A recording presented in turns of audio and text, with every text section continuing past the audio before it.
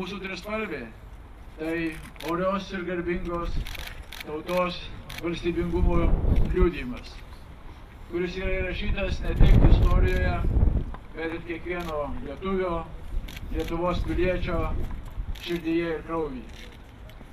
Prieš 96 metus ant Gedimino kalno bokšto buvo iškelta trispalvė. Ir visą tą laiką ji yra mūsų nepriklausomybės vedlys.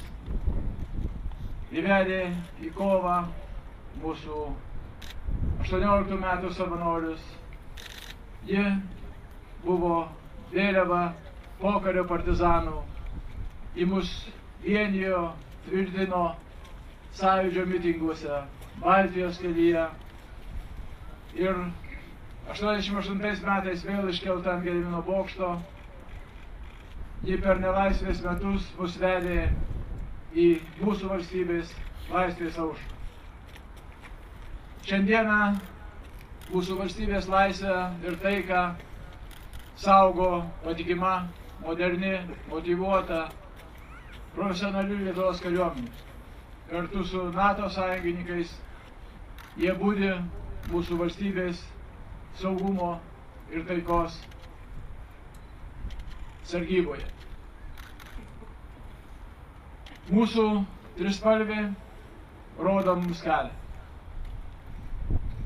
Mūsų pasiryžimas apginti valstybę, kovoti už ją yra jos vedlyje.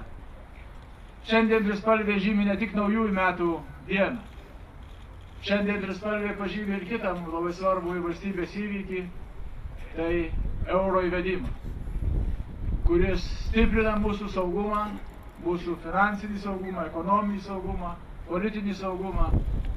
Ir jeigu prisiminsim mūsų vyčius, kurie daugiau nei prieš 600 metų girdė savo žirgus, žemaitukus Juodojoje jūroje, tai šiandien vyčiai šią naktį ant euro monetų išjojo link Barenco jūros, link Viduržemio, Adrijos, šiaurės keltų, pasiekdami Atlanto vandenyną. Ant euro monetos, lietuviškos euro monetos užrašyta: laisvė, vienybė, gerovė. Tai žodžiai, kurie tikriausiai buvo širdyse ir tų savanorių, kurie kėlė šią trispalvę 1919 metų sausio 1 dieną. Tai lydi šie žodžiai kiekvienus mūsų darbus, kad turėtume dėl ko kelti trispalvę. Šiandien ryte aplankiau vienus Vilniaus gimdymo namus ir pirmiesiems gimusiems sausio 1, tarp kitko dvyniams, sesė ir broliui įteikiau trispalvę. Tai šildo, tai gaubia šitą trispalvę kiekvieną gimusi ir sausio 1, ir kitom dienom kiekvieną Lietuvos pilietį.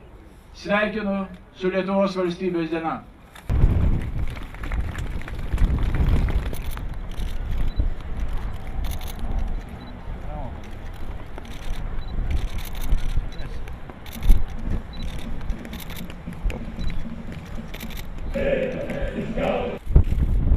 Lietuvos Respublikos vėliava kelt!